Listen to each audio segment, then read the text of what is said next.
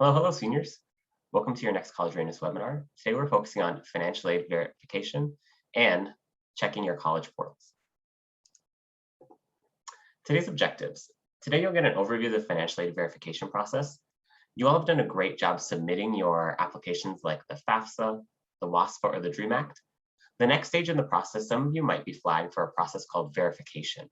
We're going to demystify what that means and give you some top tips on how to address that if that comes up for you. We're also going to talk about different scenarios that come up because verification might look different for you versus other folks in your mentor group. And then we're going to talk about how important college portals are. These are the primary way a college will contact you and give you important next steps. So we want to make sure you're equipped with the skills to navigate those portals. So our agenda, we're first going to dive into verification and really clear up what that means. We'll talk about different scenarios that might come up with that with your financial aid.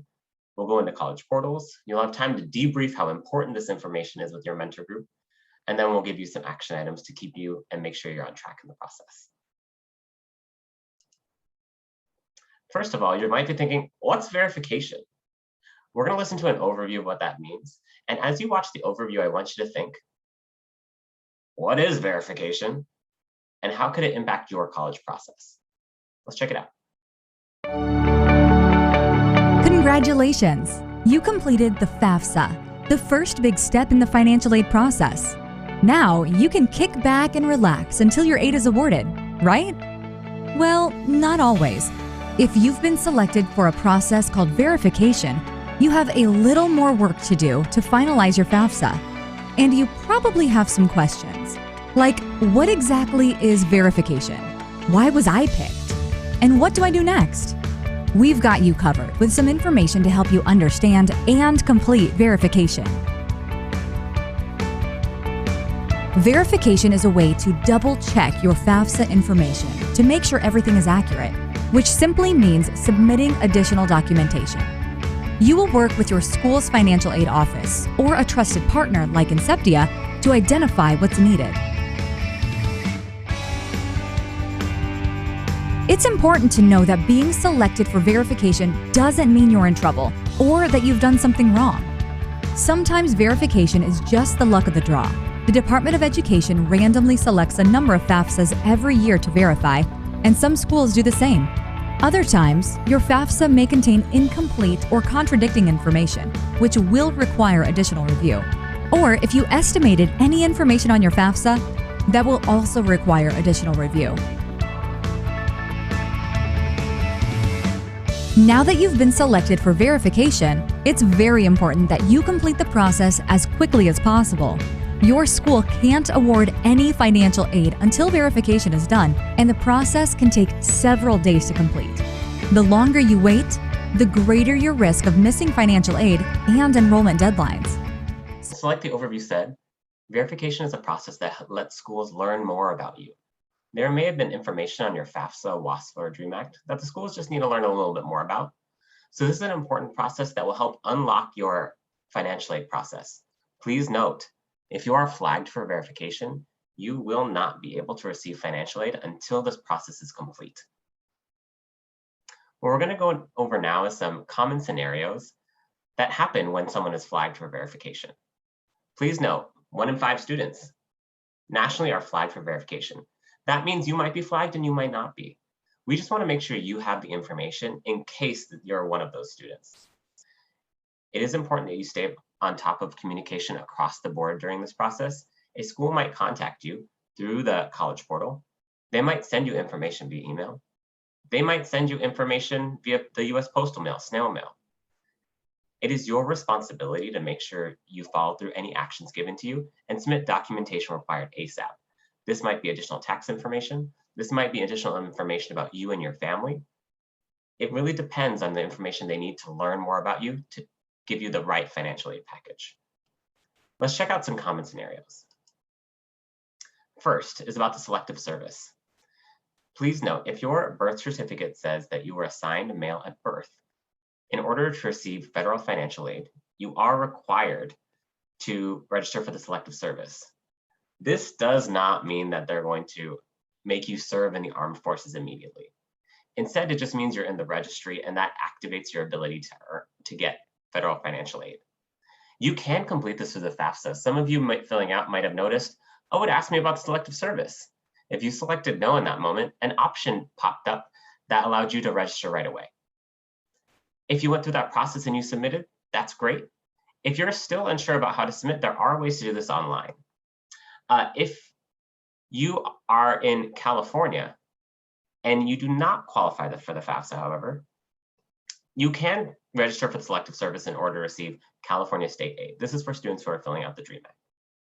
You'll go to this tiny URL, tinyurl.com/selective service registration, and there is a form that you'll need to complete with your information, and you will need to mail it to the address listed on the screen. It is also on your form. Your schools cannot process your financial aid order until they have this information. Please note that for students who do not qualify for the FAFSA in Washington, do not have to register for selective service in order to receive financial aid. So there are no additional steps required there. Your school may contact you about this, so this is how you would navigate through selective service registration. The second common scenario is for undocumented students. In both states that we have summit schools, there are specific laws around how students get financial aid from the state if you are undocumented. If you are a student who filled out the DREAM Act, you want to fill out the AB 540 affidavit form. We do have it linked for you. It will also be in the description box below this YouTube video. You'll go to tinyurl.com/AB540, and you'll need to fill out the information and mail it to each school you are applying to. It is not enough to send it just to one. Every school you are considering will need a printed copy, and your financial aid offer will show that you are eligible for in-state tuition. In Washington, HB 1079 is a law that allowed undocumented students to access both in-state tuition and state financial aid. Undocumented students in Washington can receive state financial aid through the WASFA. And conveniently, when you fill out the WASFA, you actually fill out this affidavit. So there are no additional steps required here for a student in Washington, but you can check out the affidavit if you're interested at the link on your screen.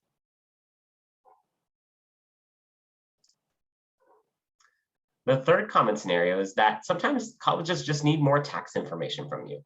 They need more information about your family's financial situation in order to give you your financial aid offer later in the semester. In that scenario, we recommend that you print out a tax transcript and send it. To fill out a tax transcript, you'll go to the tinyurl.com/tax transcript 123. You'll fill out your request exactly like it says on your tax return. You'll have to think about how you spelled your name. If you go by a nickname, did you use your full name? You'll need to make sure that information matches, and then you'll mail it to the address on your screen. There are a number of steps that are required here. Dr. Massey is going to also walk us through one common scenario specifically for California students now. Thank you. So scenario 4 is Cal Grants, and it's for California only. A Cal Grant is free money for colleges from the state of California. You don't have to pay it back, but they can only be used as accredited California colleges, so you can't take them out of state. They're both merit and need-based. There are 3 types of Cal Grants. The first is Cal Grant A, which is for students with a GPA of at least 3.0, planning to attend a 4-year college and demonstrating financial need. Cal Grant B is for students with at least a 2.0 GPA, planning to attend a 2- or 4-year college who demonstrate financial need. And Cal Grant C is for low-income students pursuing vocational programs of study. So to get a Cal Grant, you must first submit your FAFSA or your DREAM Act application. You receive an email with instructions to set up a web grants account, and here is a link to set up an account on the screen. We recommend that you use Firefox or Explorer because the website doesn't work that well with Chrome.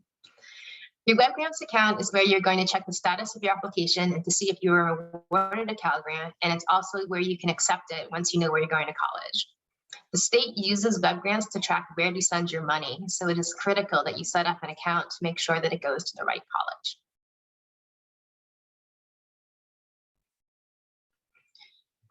Checking for communication at this level is very important. It is your responsibility to check your college portals, which we'll talk about next, and to stay on top of any emails or communications from your colleges. Make sure you actually open all the communications from your colleges and read them carefully to find out what it is they're looking for.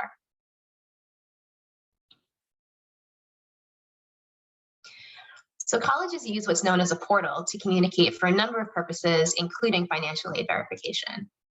And now we're going to go into what a portal actually is. So what is a portal? A student portal is an online hub of resources and important college information.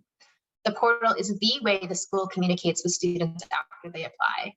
In addition to email, phone calls, or even snail mail, the colleges will use portals to let you know what you need to do to move forward in the college application process. So on your screen, you'll see an example of a portal from a Cal State. Now, this is just one example of a portal. Not all portals will look like this. But for this school, Section A shows holds and required actions. Section B shows financial aid information, and this is where verification requests could show up.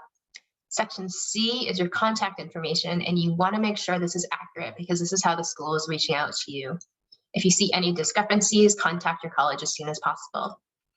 Section D is a to-do list. As you check your portals, you should always review the information in your holds and your to-do list. So don't ignore the things that appear here. They can prevent your application from being processed or even lead to your offer being revoked if you ignore them too long. So here are some best practices for tracking communication, because you'll be hearing from colleges throughout the rest of the semester and even into the summer. It's important that you set up and bookmark all of your portals after you apply. Many of you have already done this, and this is great. You'll be getting information about financial aid and how to accept admissions offers through your portal, so it's critical that you don't miss out on any communication. You need to check your portals at least once a week. Set a reminder on your phone or your calendar, or you can even check your portals with your mentor when you do your weekly check-ins. Because you might be using more than one portal, it's important that you find a secure place to save all of your login and password information. You can use whatever method works best for you. This could be paper, this could be your phone. There's a link on the screen to a tiny URL, which goes to a Google spreadsheet that you can copy and use. As long as you have the information saved securely, you're good to go. In addition to your portals, you want to check your email, and this includes both your inbox and your spam folder. Again, as I've been saying, you don't want to miss critical messages. If you have any questions, always ask someone. You can talk to your mentor or email college readiness at summitps.org.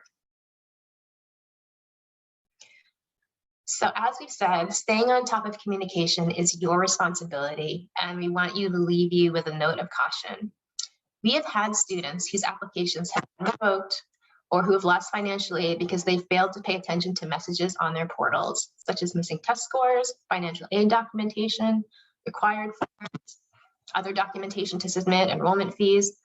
Colleges have no sympathy for students who ignore these reminders until it's too late. Colleges know exactly when notices are posted, and they won't accept the excuse that you weren't checking your portals often enough to see them. Don't let this happen to you.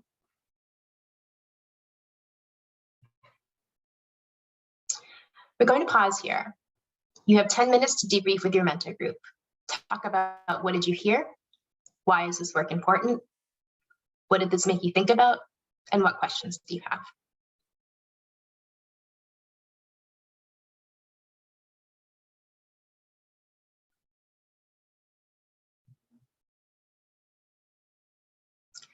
Welcome back. So here are your action items for today. Today, you're going to check all your college portals for financial aid verification notices or any other action items or holds or to-dos. If you have not already set up your portals, now is the time to do so. Also, if you haven't already, submit your financial aid application. The deadline is March 2nd, 2022. If you are in California and have submitted your FAFSA or DREAM Act, make sure you set up your web grants accounts if you haven't already. Make sure that Overgrad is up to date. And finally, continue to complete scholarship and college applications. We know it's been a long haul, but just keep going. You're doing a great job. If you have any questions, contact collegereadiness@summitps.org. Thank you for watching today.